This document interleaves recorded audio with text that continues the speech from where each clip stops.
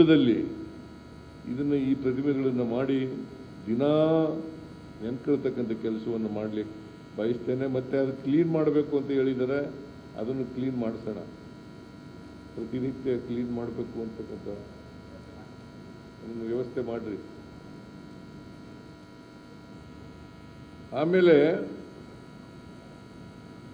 ನಮ್ಮ ಸರ್ಕಾರ ಮಾಡದ್ದು, ಯಾಕೆ ನಾವು ನಂಬಿಕೆ ಇಟ್ಕೊಂಡಿರ್ತಕ್ಕಂಥದ್ದು ಸಮಪಾಲು ಸಮಬಾಳು ಆಗಬೇಕು ಎಲ್ರಿಗೂ ಅಂತ. ಯಾವುದೇ ಸಮಾಜ ಇರಲಿ, ಯಾವುದೇ ಧರ್ಮ ಇರಲಿ, ಎಲ್ಲ ಜಾತಿಯಲ್ಲಿರ್ತಕ್ಕಂಥ ಬಡವರು ಅವ್ರಿಗೆ ನ್ಯಾಯ ಕೊಡಬೇಕು ಅಂತಕ್ಕಂಥದ್ದು, ಅವಕಾಶಗಳನ್ನು ಕಲ್ಪಿಸ್ಕೊಡ್ಬೇಕು ಅಂತಕ್ಕಂಥದ್ದು ನಮ್ಮ ಉದ್ದೇಶ. ನಿರ್ಭೀತ, ನಿಷ್ಪಕ್ಷಪಾತ, ವಿಶ್ವಾಸಾರ್ಹ ಸುದ್ದಿಗಳಿಗೆ ಮತ್ತೊಂದು ಹೆಸರಾಗಿರೋ ನ್ಯೂಸ್ 18 ಕನ್ನಡ ಈಗ ಆಪ್ನಲ್ಲೂ ಲಭ್ಯ ಇದೆ. ದಯವಿಟ್ಟು ಇಲ್ಲಿರೋ QR ಕೋಡ್ ಅನ್ನು ಸ್ಕ್ಯಾನ್ ಮಾಡಿಕೊಂಡು ಆಪ್ ಡೌನ್ಲೋಡ್ ಮಾಡೋದಕ್ಕೆ ಮರಿಬೇಡಿ. ನಿಮ್ಮ ಬೆಂಬಲ ಹೀಗೆ ಸದಾ ನಮ್ಮೊಂದಿಗಿರಲಿ. ಧನ್ಯವಾದ. ಯಾವುದೇ ಜಾತಿ ಇರಲಿ, ಅದಕ್ಕೋಸ್ಕರನೇ ಆಂಜನೇಯ ಸೋಷಿಯಲ್ ವೆಲ್ಫೇರ್ ಮಿನಿಸ್ಟರ್ ಆಗಿದ್ದು. ನಾನು ಹೇಳಿದೆ, ನೋಡಪ್ಪ, ಪರಿಶಿಷ್ಟ ಜಾತಿ ಪರಿಶಿಷ್ಟ ವರ್ಗದವ್ರಿಗೆ ಅವರು ಸಂಖ್ಯೆಯಲ್ಲಿ 24.1% ಇದ್ದಾರೆ. 2011ರ ಜಾತಿ ಗಣತಿ ಪ್ರಕಾರ 24.1% ಇದ್ದಾರೆ.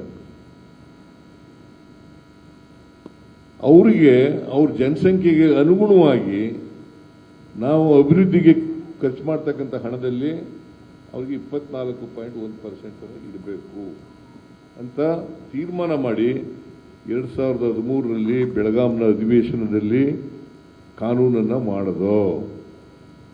ಅಲ್ಲಿವರೆಗೆ ಕಾನೂನು ಇತ್ತೇನ್ರಿ? ಈಗ ಎಲ್ಲ ಬುರುಡೆ ಹೊಡಿತಾರೆ ಬಹಳ. ಕಾನೂನು ಹೇಳಿ ನೀವೇ. ಇರಲಿಲ್ಲ. ಅವತ್ತು 2014-15ರಿಂದ ಇದು ಜಾರಿಗೆ ಬಂತು.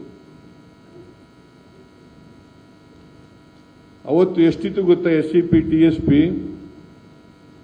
5,000-6,000 ರೂಪಾಯಿ ಇತ್ತು.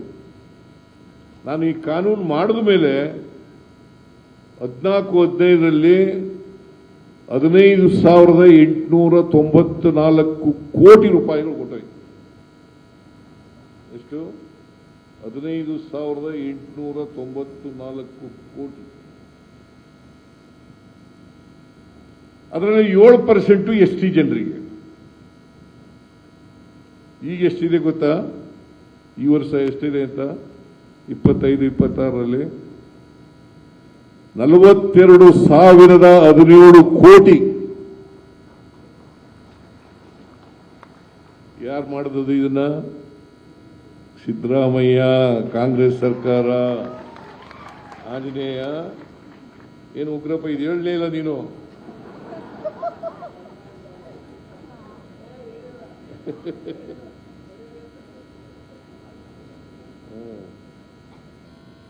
ನಾನು ಅನ್ಯಾಯ ಮಾಡ್ತೀನ? ST ಜನರಿಗೆ ಅನ್ಯಾಯ ಮಾಡ್ತೀನ? SC ಜನರಿಗೆ ಅನ್ಯಾಯ ಮಾಡ್ತೀನ? ದಾರಿ ತಪ್ಪಿಸ್ತಕ್ಕಂಥವ್ರು ಏನೇನೋ ಹೇಳ್ತಾರೆ. ಅವ್ರು ಏನೂ ಮಾಡಿಲ್ಲ. SC ST ಜನರಿಗೆ ಏನೂ ಮಾಡಿಲ್ಲ, ಆದ್ರೂ ಬುರುಡೆ ಹೊಡೆಯೋದು. ಹೇಳಿ ನೀವೇ. ಮಾಡಿದವರು ಯಾರು? SCP TSP ಕಾಯ್ದೆಯನ್ನು ಮಾಡಿದವರು ನಾವು, ಕಾಂಗ್ರೆಸ್ ಸರ್ಕಾರ. ಏನ್ರಿ ಗೊತ್ತಾಯ್ತೇನಾ? ಅವತ್ತು 15,894 ಕೋಟಿ ಇತ್ತದ್ದು. ಇವತ್ತು 12 ವರ್ಷಗಳ ನಂತರ 42,017 ಕೋಟಿ ಆಗಿದೆ.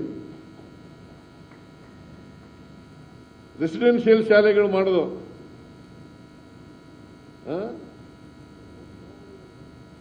ಹೋಬಳಿಗೊಂದು 870-80 ಎಷ್ಟೇ ಇದ್ದಾವೆ? ಎಷ್ಟಪ್ಪ? 879 ಇದ್ದಾವೆ. ಅದರಲ್ಲಿ 156 ST ಜನಾಂಗದವರಿಗೆ ಇದ್ದಾವೆ.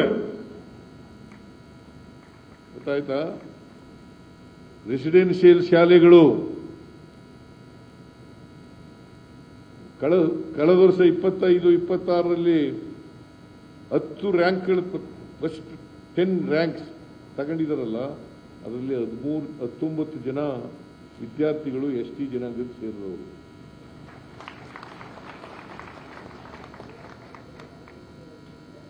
ನಿರ್ಭೀತ, ನಿಷ್ಪಕ್ಷಪಾತ, ವಿಶ್ವಾಸಾರ್ಹ ಸುದ್ದಿಗಳಿಗೆ ಮತ್ತೊಂದು ಹೆಸರಾಗಿರುವಂತ ನ್ಯೂಸ್ 18 ಕನ್ನಡ ಈಗ ಆಪ್ನಲ್ಲೂ ಲಭ್ಯವಿದೆ. ದಯವಿಟ್ಟು ಇಲ್ಲಿರುವ QR ಕೋಡ್ ಅನ್ನ ಸ್ಕ್ಯಾನ್ ಮಾಡಿಕೊಂಡು ಆಪ್ ಅನ್ನ ಡೌನ್ಲೋಡ್ ಮಾಡೋದಕ್ಕೆ ಮರಿಬೇಡಿ. ನಿಮ್ಮ ಬೆಂಬಲ ಹೀಗೆ ಸದಾ ನಮ್ಮೊಂದಿಗಿರಲಿ. ಧನ್ಯವಾದ.